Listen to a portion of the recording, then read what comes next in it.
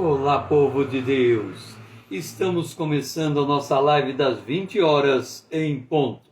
Nós estamos estudando o Apocalipse no módulo de número 9, a Igreja Cruzando os Séculos. Nós estamos na parte 16, na Igreja de Esmirna. Nós estivemos apreciando na última live a carta de Inácio. Agora nós vamos nos movimentar na revelação, indo para os apologistas, para a liberdade para a igreja e, mais uma vez, o avanço do cristianismo no ano 100 ao ano 323. Foi nesse período que surgiram os apologistas como Orígenes, Tertuliano e Justino Mártir. O que eles tentavam fazer? Adequar, tornar a fé cristã aceitáveis aos intelectuais, fazendo com que esses intelectuais pudessem vir para a conversão. Na verdade, eles trabalhavam o evangelho a partir da filosofia, trazendo para dentro do evangelho. É uma abordagem aceitável? Dizem que certa feita, o pastor reverendo Martin Lloyd-Jones, ele é considerado o maior pregador evangelista do século XX. Foi dito a ele que ele deveria ir a um debate a respeito da fé e da razão.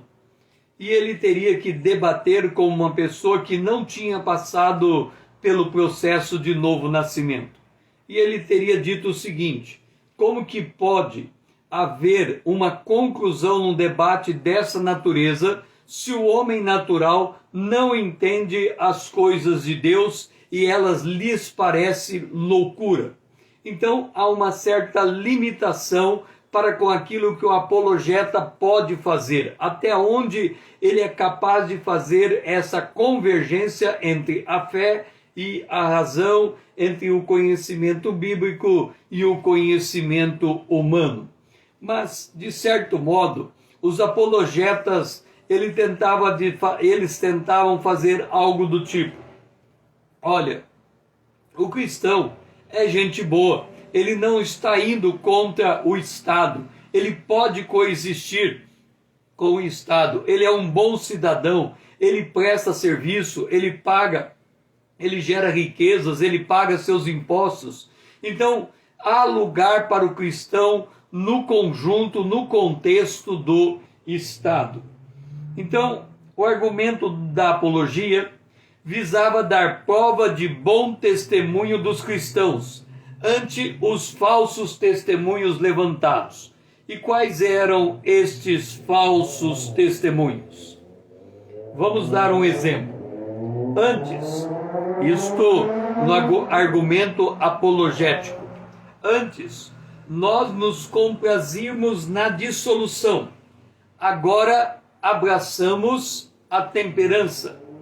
Antes nós nos entregávamos às artes mágicas, agora nos consagramos a Deus a Deus bom e ingênito. Antes amávamos acima de tudo o dinheiro e as rendas de nossos bens. Agora colocamos em comum o que possuímos, e disso damos uma parte para todo aquele que está necessitado. E não compartilhávamos, e antes nós nos odiávamos e nos matávamos mutuamente, e não compartilhávamos o lar com aqueles que não pertenciam à nossa raça pela diferença de costume. Agora, depois da aparição de Cristo, vivemos juntos, rezamos por nossos inimigos e tratamos de persuadir os que nos aborrecem injustamente, a fim de que, vivendo conforme os belos conselhos de Cristo, tenham boa esperança de alcançar conosco os mesmos bens que esperamos de Deus, soberano de todas as coisas. Então, aqui nós encontramos a lógica do argumento dos apologetas. Eles demonstravam que o cristão passava por uma transformação. E é muito importante nós examinarmos isso. Porque quando lemos, por exemplo, Paulo aos Romanos, no capítulo, vamos ver aqui se é capítulo 14,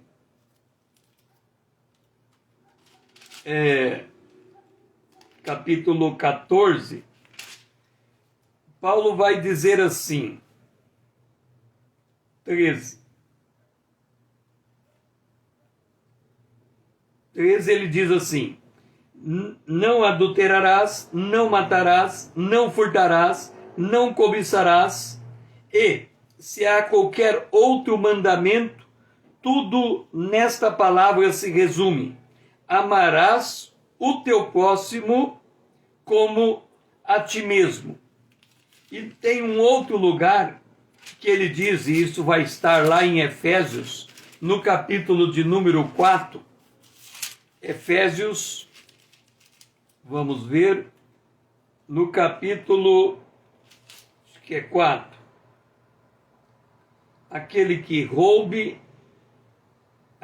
roubava, não, aqui, aquele que furtava, não furte mais, verso 27. Antes trabalhe, fazendo com as próprias mãos o que é bom, para que tenha que acudir o necessitado. Então, o cristão, naquela época, estava morrendo por causa do seu bom comportamento. Veja que coisa absurda.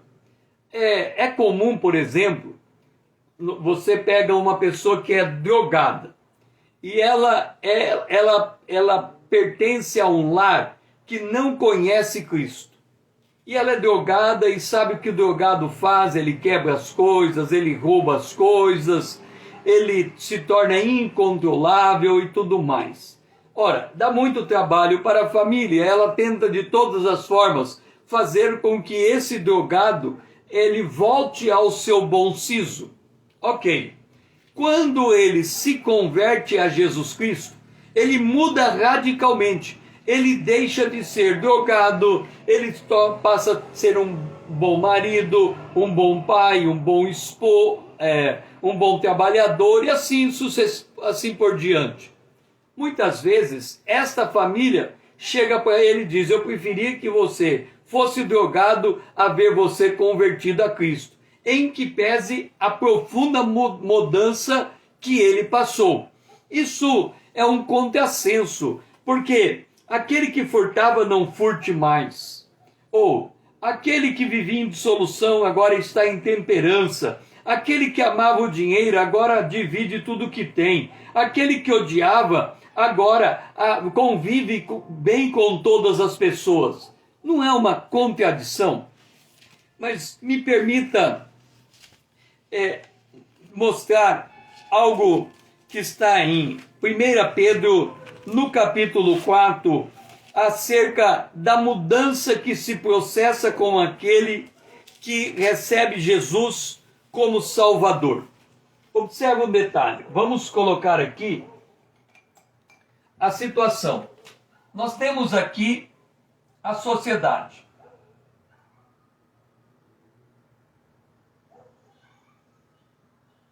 A sociedade, ela tem os seus valores.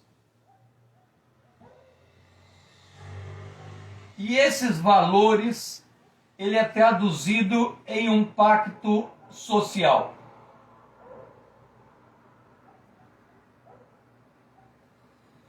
Esse pacto social, Dora, seja bem-vinda. A sociedade que vive de acordo com esse pacto social, que em muitos lugares ele é chamado de Constituição,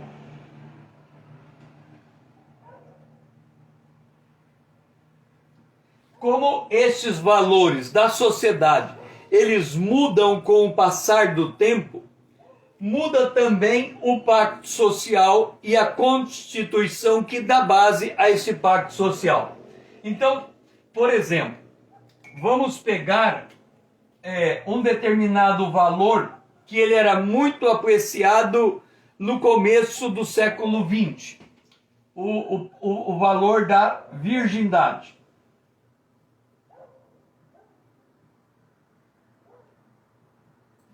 Este valor da virgindade, ele tem um fundamento na lei de Deus.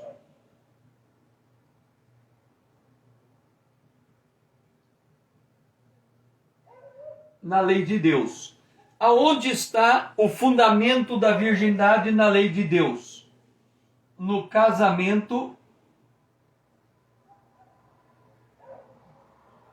monogâmico.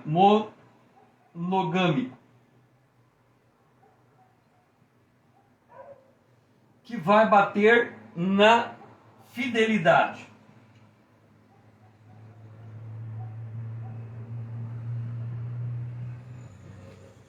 Ok, então acompanhe o raciocínio. Aqui, no pacto social, hoje, este valor chamado virgindade, ele perde o seu valor. E aqui, ele ganha o valor da chamada liberdade sexual. Ok? Esta liberdade sexual, ela passa a combater a fidelidade. E aqui você tem um conflito.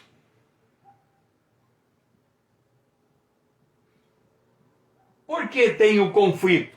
Porque ou o indivíduo está para o lado de cá, ou o indivíduo está para o lado de cá. Como é que a palavra de Deus observa este conflito? Vamos para 1 Pedro no capítulo 4. 1 Pedro no capítulo 4, a partir do versículo 1, ele diz assim: Ora, tendo Cristo sofrido na carne, armai-vos também vós do mesmo pensamento. Olha só, Jesus veio, ele nos deu um exemplo de vida e nós temos que viver de acordo com o exemplo que ele nos dá. Pois aquele que sofreu na carne, ele deixou o pecado. Então, a Bíblia diz que entre esses dois mundos tem uma coisa chamada, vamos colocar aqui com a letra vermelha, tem uma coisa chamada pecado. O pecado, o que ele é? A quebra da lei divina. Então, aqui o apóstolo Pedro, ele vai dizer assim: porque no tempo em que vos resta na carne, quer dizer, nós temos um tempo aqui na terra, e nós estamos nos preparando para arrebatamento, ou para a morte e ressurreição, aonde nós vamos viver para sempre com o Senhor nos céus. E aí ele diz: no tempo que resta, já não vivais de acordo com as paixões dos homens. Então, o que a Bíblia vai dizer? Que nesses dois mundos, nós temos do lado de cá o que ele chama de paixões. E do lado de cá, nós temos o que ele chama de vontade de Deus.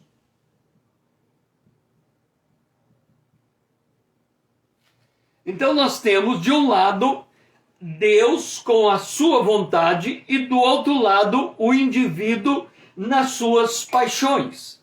E aí ele diz assim: já não vivais de acordo com as paixões, porque basta o tempo decorrido, quer dizer, o tempo que nós vivemos sem Cristo, terdes executado a vontade dos gentios.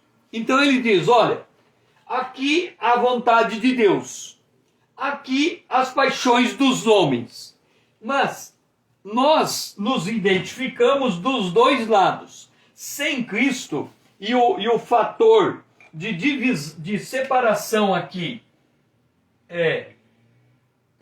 a separação aqui se dá com o sacrifício de Jesus Cristo, a cruz de Cristo. Ele vem e diz assim: tendo andado em dissoluções, concupiscências, borracheiras, orgias, bebedices e em detestáveis idolatrias. Então, o lado de cá, este era o padrão de vida. E aí ele diz assim: por isto, difamando-vos, quer dizer, quem está do lado de cá, está difamando quem está do lado de cá, estranhando não concorrer com eles no mesmo excesso de devassidão. Então tem dois estilos de vida. Tem o estilo de vida que o homem faz o que ele quer, e o estilo de vida que o homem faz o que Deus quer. No estilo de vida que quem está nesse estilo de vida condena quem está nesse estilo de vida, porque esse devia viver do lado de cá. Agora, na mesma carta de Pedro, Pedro vai dizer assim: não sofra, porém, nenhum de vós como assassino, ou ladrão, ou malfeitor, ou como quem se intromete em negócio de outrem. Olha que mudança de comportamento. E aí ele diz assim: não faça assim, mas se como cristão, mas se sofrer como cristão, não se envergonhe. Não se envergonhe se você sofre como cristão. Aí ele vai dizer assim,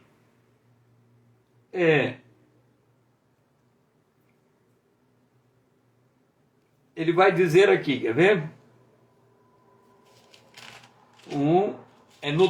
Acho que está no anterior, então. Vai dizer assim, no 4. Ali ele diz: eles estranham vocês não andarem do jeito que eles andam. Agora, eles estranham de você andar como cristão. Então, amados, não estranheis como se vocês são comparticipantes, se pelo nome de Cristo sois injuriados, bem-aventurados sois. Não sofra como assassino, mas sofra como cristão. Quer dizer, por ter comportamento como cristão. Ou seja, eles falam mal de nós, quer a gente não ande do jeito deles, e eles falam mal de nós porque a gente anda de um jeito diferente deles. Por isso que vem o apologeta e tenta dar um jeito de um entender o lado do outro. Outro argumento do apologeta era o cumprimento do dever cívico para com o Estado. Ele dizia: quanto aos atributos e contribuições, procuramos pagá-los antes de todos aqueles que estabelecesse para isso em todos os lugares. Então eles diziam: olha, Jesus ensinou, dê a César o que é de César e deu a Deus o que é de Deus. Assim, o cidadão do reino de Deus, ele cumpre com suas obrigações tributárias. E assim, de tanto insistir, de tantos apologetas ajustarem o entendimento daqueles que não conheciam o cristianismo e a transformação e o impacto que o cristianismo causava, porque aquilo, eles vivendo nas paixões deles, eles não conseguiam compreender a lógica de vida do cristão. Chega num dado momento que no ano 313, o imperador Constantino concedeu liberdade religiosa a todas as religiões. Foi com o Edito de Milão. E ele escreveu: nós, Constantino e Licino, imperadores, encontrando-nos em Milão, decidimos que entre tantas coisas benéficas à comunidade, o culto divino deve ser a nossa primeira e principal preocupação.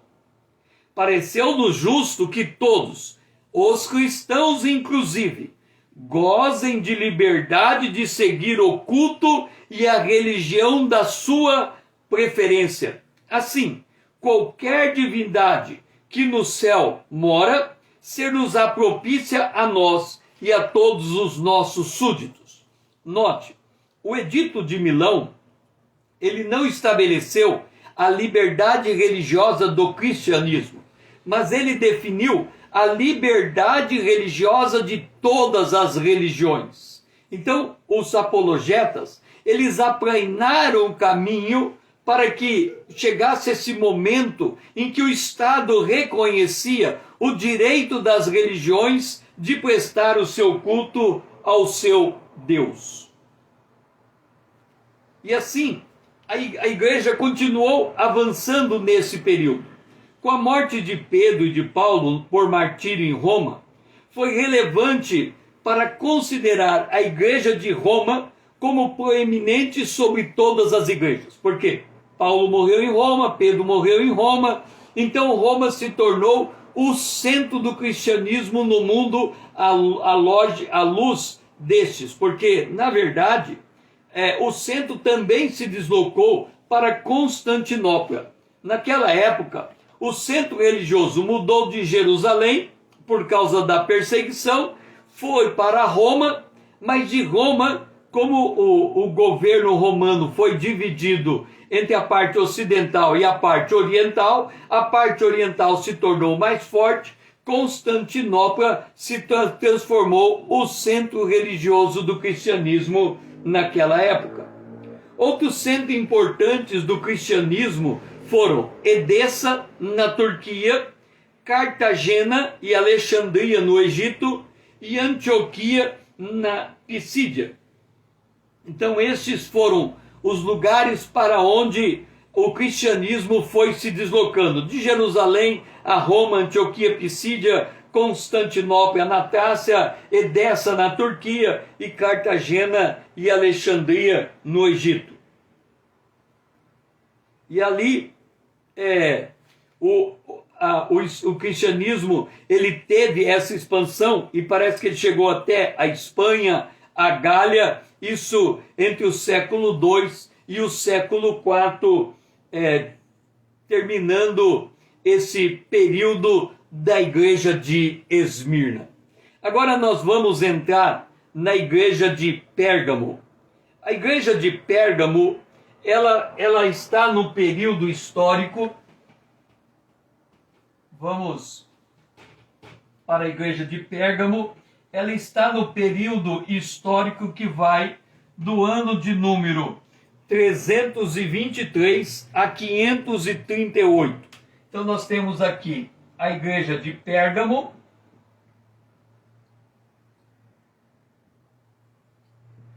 o ano de 323 ao ano de 538. Este é o período histórico de Pérgamo. Primeiro vamos dar uma visão geral a respeito de Pérgamo. Como é que Jesus se apresenta à igreja de Pérgamo? Como aquele que, essas coisas diz aquele que tem a espada afiada de dois gumes. Então, a espada é a palavra de Deus. Jesus se apresenta como aquele que tem a palavra de Deus. A espada afiada de dois gumes. A igreja de Pérgamo, ela tinha dentro dela a presença também da sinagoga de Satanás. Vamos para Apocalipse, no capítulo 2, a carta de Pérgamo. conheço o lugar em que habitas, Pérgamo, aonde está o trono de Satanás, aonde Satanás habita. E a sinagoga de Satanás, o trono de Satanás, a sinagoga de Satanás é a única que reivindica para si o trono. Vamos ver aqui. Pérgamo.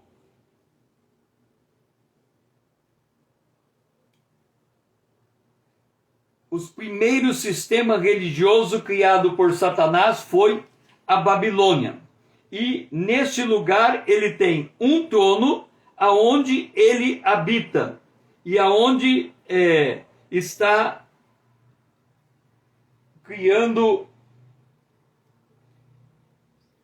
Aqui tem duas falsas doutrinas, a doutrina de Balaão e a doutrina dos Nicolaítas.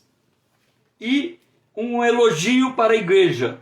Ela não negou a fé, aqui diz, e que conservaste o meu nome e não negaste a fé. Não negaste a fé, ainda nos dias de Antipas, minhas testemunhas, meu fiel, o qual foi morto entre vós, onde Satanás habita. E a promessa, dar-lhe-ei do maná escondido, bem como darei uma pedrinha branca, e sobre essa pedrinha escrita um novo nome, o qual ninguém conhece, exceto aquele que recebeu, aquele que o recebe. Então, esta é a promessa. Então vamos recapitular. Eu tinha colocado aqui no slide que é a presença da sinagoga de Satanás, mas é a presença do trono de Satanás na igreja de Pérgamo. E ela reivindicando o poder, reivindicando o poder temporal. Então como é que Jesus fala com essa igreja? Eu conheço o lugar em que você habita. E esse lugar é onde está o trono de Satanás. Deixe-me dizer uma coisa. Nós estamos aqui, nós temos a igreja de Pérgamo, nós já falamos da igreja de Éfeso, nós falamos da igreja de Esmirna. O que significa a igreja de Pérgamo ela ter o trono de Satanás? O trono de Satanás.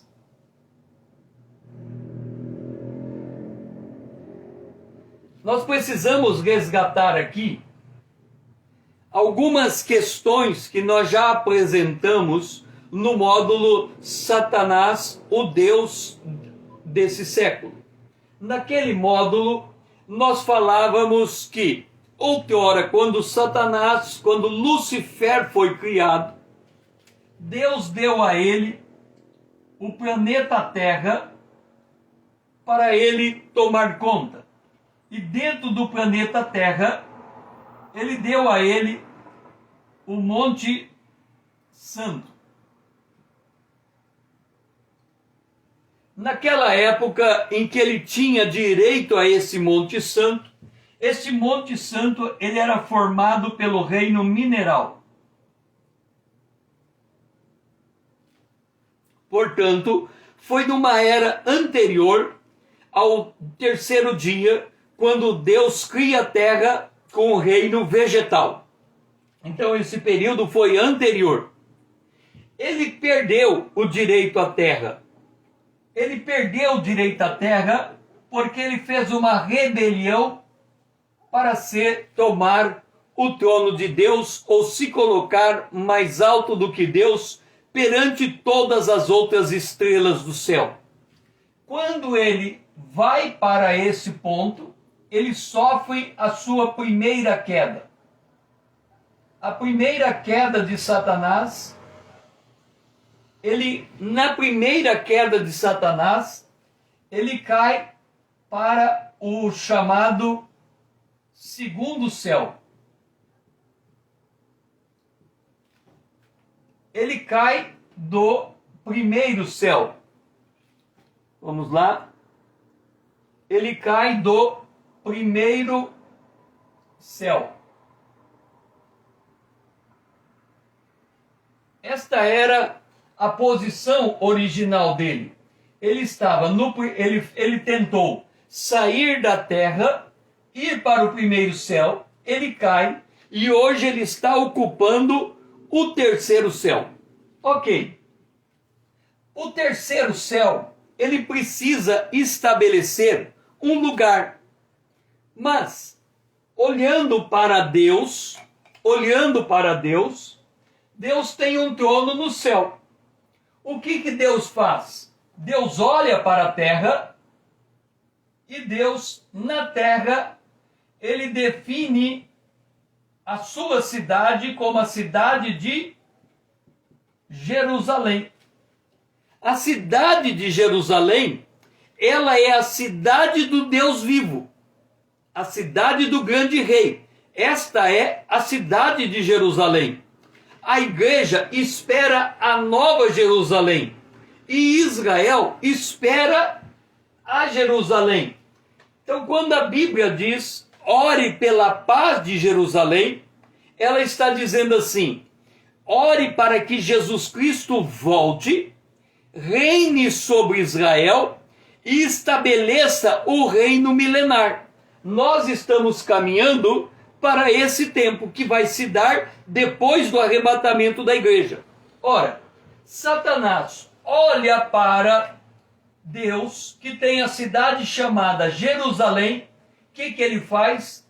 Ele pega a cidade de Pérgamo e diz, na cidade de Pérgamo eu vou estabelecer o meu trono. Ele está imitando Deus. Se o trono de Deus está em Jerusalém, o dele está estabelecido em Pérgamo.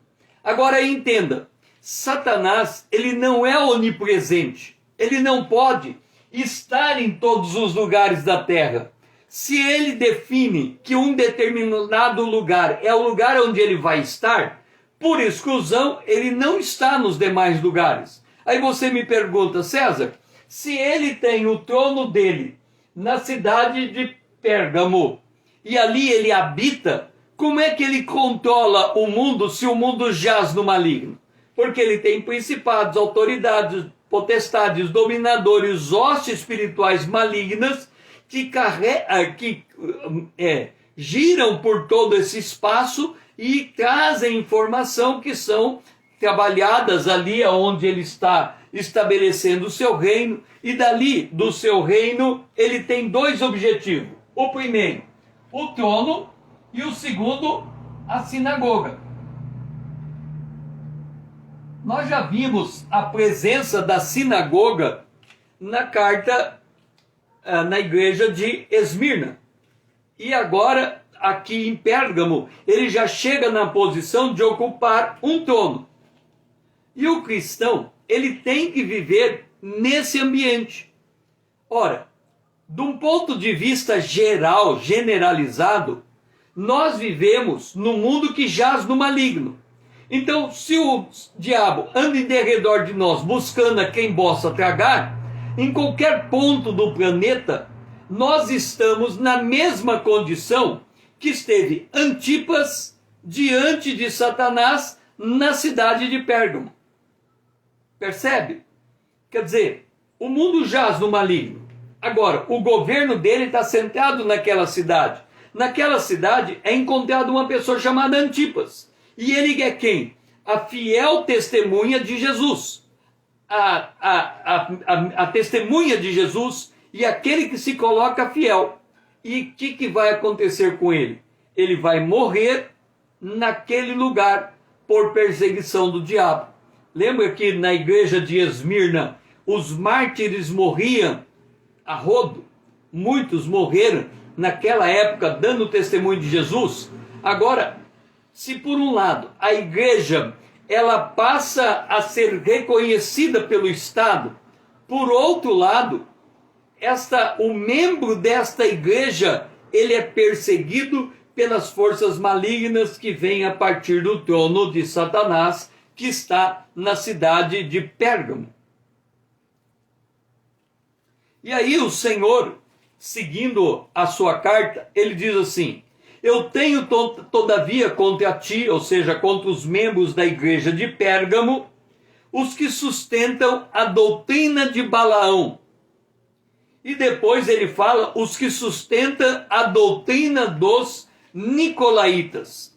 Os nicolaítas nós já vimos nas exposições da igreja de Éfeso e de Pérgamo, que a doutrina dos nicolaítas é o domínio da liderança cristã sobre a igreja de forma dominadora, não nos moldes prescritos pela palavra de Deus, mas é o homem dominando o homem em ambiente religioso. Isso é a doutrina dos nicolaítas. E a doutrina de Balaão?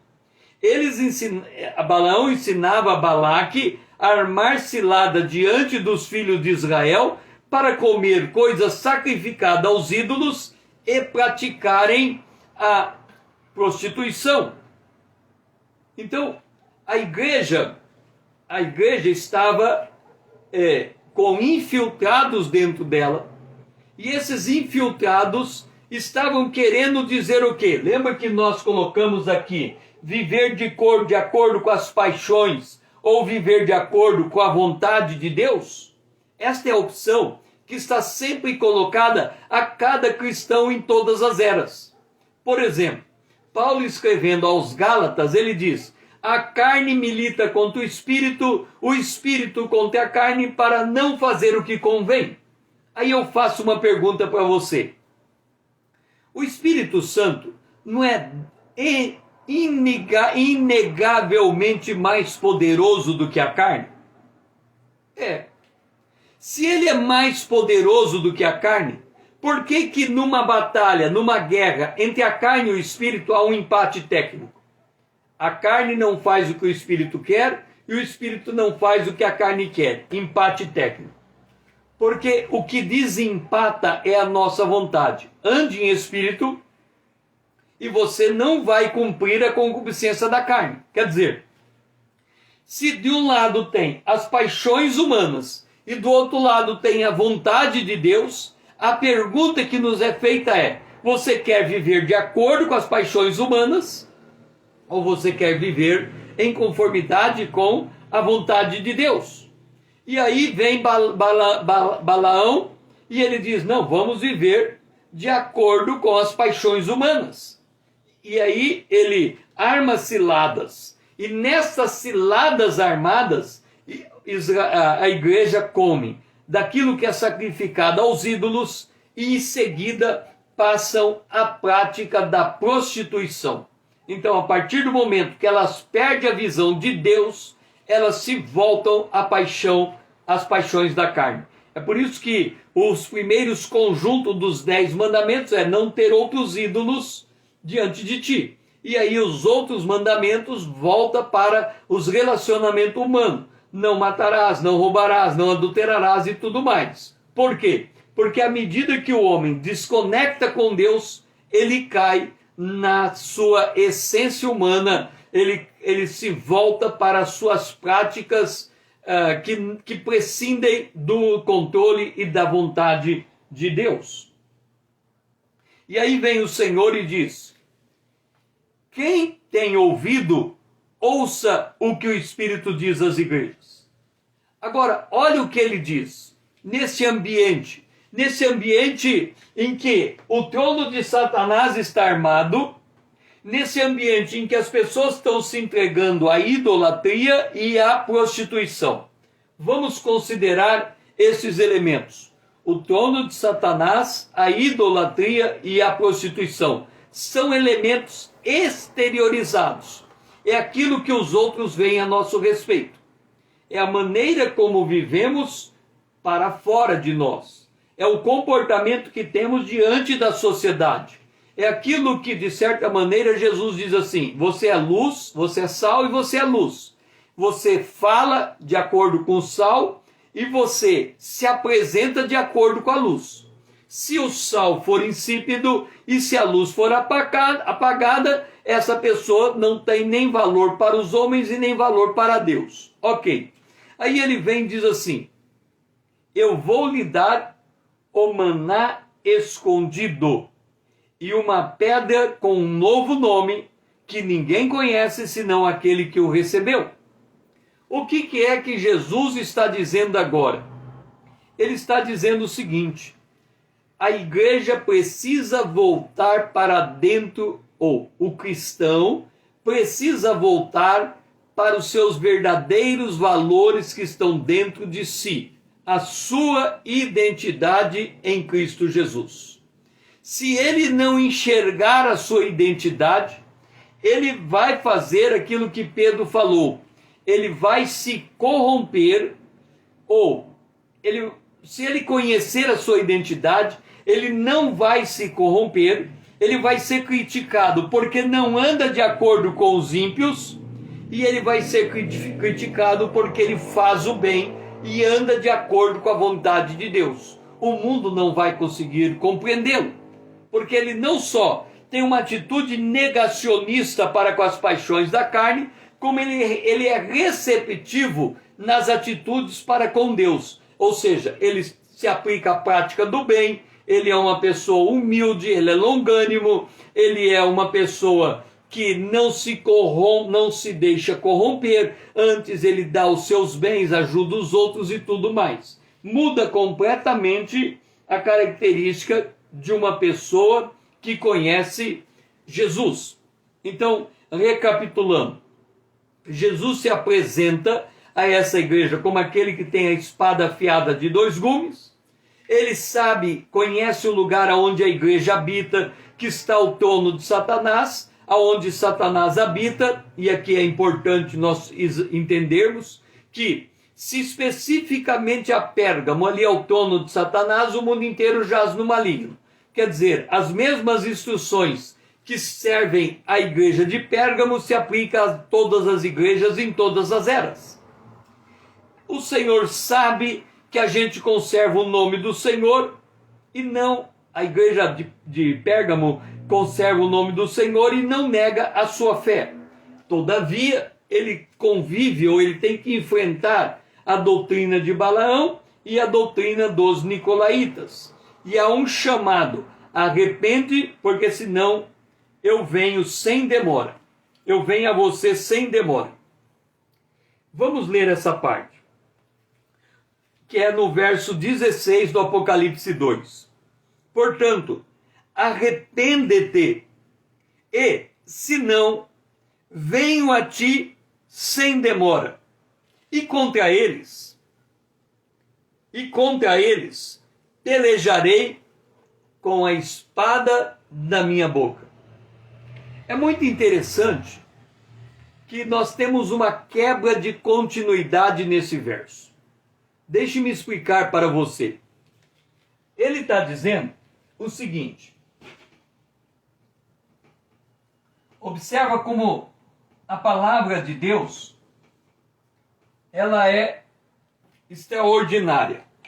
Ele diz assim: aqui tem você, Jesus falando à igreja de Pérgamo, e aqui tem eles.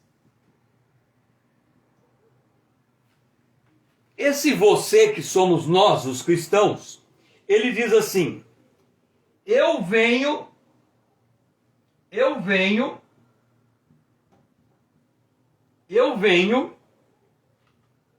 ele diz, eu venho a você. E depois ele para e diz assim: e contra eles eu pelejarei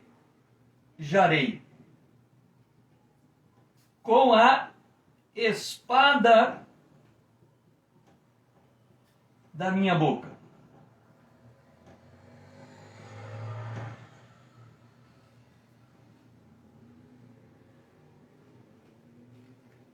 É muito importante nós entendermos isto.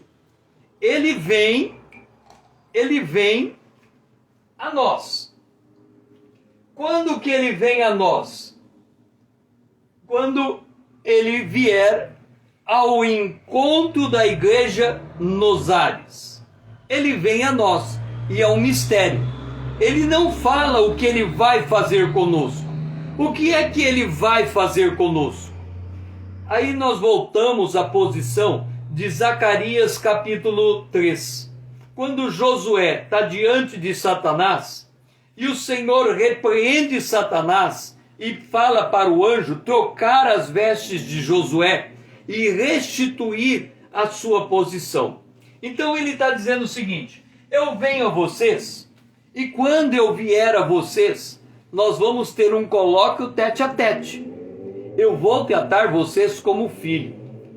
Qual é o pai que não corrige ao filho que ama? Se ele corrige, se ele não corrigir, o filho é bastardo. Então ele está dizendo, olha, vocês estão no meio em que a doutrina de Balaão, a doutrina de Nicolaítas, e quando eu chegar, eu vou ter um colóquio com vocês. Eu vou colocar vocês no prumo. Vocês são o meu povo. O apóstolo Paulo, escrevendo aos Efésios no capítulo 2, ele diz que nós somos predestinados para filhos de adoção, mas somos escolhidos para vivermos, para sermos santos e irrepreensíveis. Então o que ele está dizendo aqui? Eu venho a vocês para transmitir a vocês a santidade e a irrepreensibilidade. Eu venho a vocês para tratar com vocês como filhos amados. Eu venho a vocês para recolocar vocês no caminho. E ele diz, mas depois eu vou pelejar com eles. Ou seja, quando a igreja for retirada, ele vai pelejar contra os que desobedeceram a Deus e contra os que praticaram a iniquidade. Isto é o juízo. O que significa que a igreja de Pérgamo também tem um traço dentro dela que percorre até o final dos tempos. Esta igreja, nós sempre vamos encontrar alguém que está habitando no lugar onde Satanás habita. Nós sempre vamos encontrar que Satanás estabelece o seu trono num determinado lugar. Nós sempre vamos encontrar um Antipas que é fiel ao Senhor. Nós sempre vamos encontrar alguém que é vencedor no meio dessa circunstância adversa, porque esta é uma igreja que, estando nesse momento histórico do ano 323 a 536, me parece, 536, esta igreja, ela tem aqueles que são tratados por Deus como filhos de Deus e aqueles que são tratados por Deus como inimigos de Deus, Deus pelejando com eles. É muito importante nós enxergarmos isso. Por quê? Porque é Jesus quem edifica a sua igreja. É ele que trata com o seu povo e com os infiltrados no meio do seu povo. Porque esses contra quem ele vai pelejar é o joio no meio do trigo. São os filhos do maligno. E ele vai pelejar baseado em quê? Ou com base em quê? Na palavra de Deus. Ou seja, Jesus Cristo vai estabelecer a sua justiça no tempo adequado. Por isso que o apóstolo Paulo ele diz, a ninguém, nós não devemos vingar a nós mesmos, mas o Senhor nos vingará. Ou seja, o Senhor ao seu tempo saberá dar a cada um segundo as obras que realiza. Então, esta igreja, é por isso que esta igreja, ela é chamada ao vencedor. Esta igreja, ela é chamada ao maná escondido. Maná escondido. Em outras palavras, os segredos de Deus são entregues àqueles a quem Deus ama. Então, em todas as igrejas, se você é membro de uma igreja, você congrega numa igreja, se você enxerga em volta, no seu entorno, as coisas desalinhadas, saiba, Deus procura o seu Antipas, aquele que lhe é fiel, aquele que é sua verdadeira testemunha, para que ele possa compartilhar com os segredos que ele tem para o seu povo. E qual é a parábola que se aplica à igreja de Pérgamo? É a parábola do grão de mostarda. Outra parábola lhe propôs, dizendo: o reino dos céus é semelhante ao grão de mostarda. A terceira parábola de Mateus, no capítulo 13, para a terceira igreja do Apocalipse. E aqui, olha o detalhe, é um grão de mostarda que um homem tomou e plantou no seu campo. Este homem é o mesmo homem que lançou a semente, é o mesmo homem que fez nascer o trigo. Este homem é Jesus, o Filho do homem.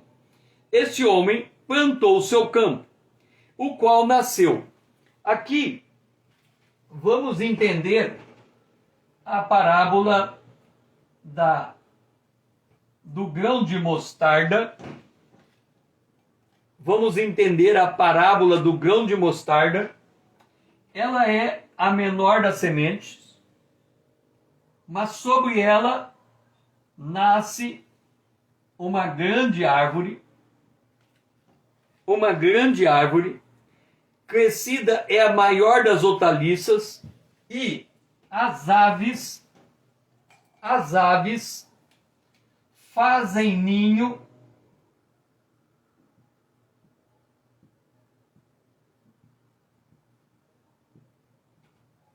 Quem são essas aves que fazem ninho nos seus ramos? Os ramos das árvores é o crescimento do cristianismo.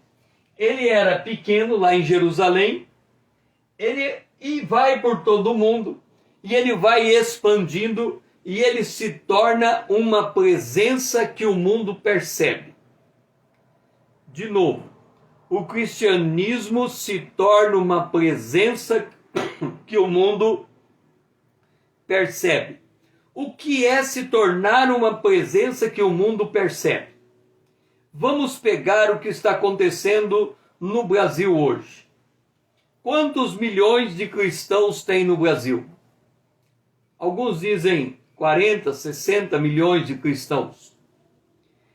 Se nós pegarmos que a população brasileira é 250, 100, 150, 200, 250, né? 100, 50, 100. 5 vezes, 20%. Então nós estaríamos dizendo que 20% da população brasileira é cristã. Se nós estamos olhando para um número dessa magnitude, o que é que o cristianismo, Manuel, seja bem-vindo. O que é que o cristianismo se torna?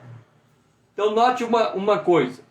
O cristianismo, à medida que ele cresce, ele se torna uma entidade, uma unidade econômica. O que eu quero dizer com isso? De nada, Emanuel, muito bom ter você aqui. Nós estamos falando da igreja de Pérgamo. A igreja de Pérgamo era onde ficava o trono de Satanás, onde Satanás habitava. E nós estamos comparando a igreja de Pérgamo, que é a terceira carta do Apocalipse, com a terceira parábola de Jesus em Mateus capítulo 13, a parábola do grão de mostarda. Quando nós chegamos nesse período da história, a igreja ganhou tal proporção que ela se tornou notada pelo Estado. O Estado, através de Constantino, ele faz uma lei e por meio desta lei ele estabelece a liberdade religiosa. Então, ser crente dentro do Império Romano se tornou também uma posição social. Quando o cristianismo cresce ao ponto de se tornar uma posição social, vem para junto do cristianismo as aves que encontram abrigo no cristianismo. Vamos pegar de uma maneira bem simples.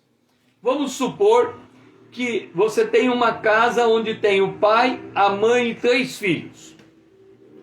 Aí o pai se converte, a mãe não se converte, os 3 filhos não se convertem, somente o pai. À luz de 1 Coríntios capítulo 7, ele diz que o pai convertido santifica a mãe e os filhos, e que a mãe convertida santifica o pai e os filhos. Então note, se o pai se converteu e a mãe não e os filhos não, eles estão aninhados debaixo dessa árvore. Por outro lado, se a mãe se converte, o pai não e os filhos não, eles estão aninhados debaixo desta árvore. Na verdade, tem um convertido e os outros 4 não. Se nós considerarmos 3 filhos mais o pai. Então nós temos ali aninhados. Eles também precisam passar por uma experiência de conversão. Agora, o problema não é só o pai convertido e os filhos e a esposa debaixo desta árvore, ou a esposa convertida, o pai e os filhos debaixo dessa árvore. O pior é que também vêm aqueles que vão se agregando. Aqueles em que este ambiente chamado cristianismo é um bom lugar para se viver. E a pessoa, ela chega nesse ambiente da mesma maneira que o joio entra no trigo. Enquanto o homem dorme, o joio, ele toma o seu lugar no meio do trigo. Então o que acontece? A igreja, ela cresce numa tal grandeza que ela é capaz de influenciar o Estado. Ela é capaz de criar um braço político para tomar conta do Estado. Ela é capaz de ser, ao mesmo tempo, um poder religioso. Ela se torna também um poder político. E aqui vem a doutrina dos nicolaítas. O que é a doutrina dos nicolaítas? É o poder do homem liderando a igreja.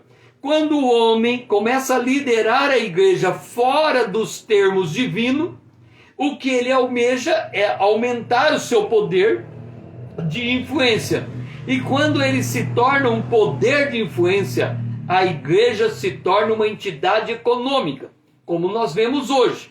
Hoje nós temos a igreja e temos partidos políticos que se identificam como partidos políticos daquela igreja. Nós temos a igreja, mas nós temos pastores colocados em ambiente político como que infiltrados. Então nós temos uma junção do Estado com a religião. E aí nós voltamos para os objetivos de Satanás. Ele quer ter um trono e ele quer ter uma sinagoga. Então ele se infiltra por intermédio destas árvores nessa grande árvore. E aí você chega num ponto em que você não sabe mais distinguir a igreja do Estado. Porque a igreja passa a depender do Estado e o Estado passa a depender da igreja. Nós estamos falando da igreja institucional. Quando nós entendemos isso, nós encontramos dentro desta igreja institucional a figura do Antipas. Quem é o Antipas? Aquele que não negou o nome do Senhor, aquele que é a testemunha, aquele que lhe é o fiel, aquele que vai firme até a morte. Então nós temos uma grande igreja, só que quanto mais essa igreja cresce, mais a igreja infra. mais pessoas não convertidas se encontram dentro desta igreja. E aí, somente quando vamos na consumação do tempo, é que será apartado o trigo do joio. Ok? Então, nesse ponto, a parábola do grão de mostarda, nós terminamos a live de hoje. Foi muito bom ter você aqui, Emanuel, Dora, e que nós possamos nos encontrar amanhã, às 20 horas em ponto, para dar continuidade à igreja de Pérgamo, o ano 323 a 538, onde nós vamos continuar conhecendo sobre como que essa igreja foi se estruturando nesse período da história. Eu convido a você a fazer parte da minha comunidade aqui no Instagram e também no YouTube e encaminhar esses vídeos para que me ajude a distribuir a palavra de Deus. Me ajude a despertar o povo de Deus nesta última hora. Que o Senhor seja louvado e que você tenha um restante de dia abençoado na presença de Deus.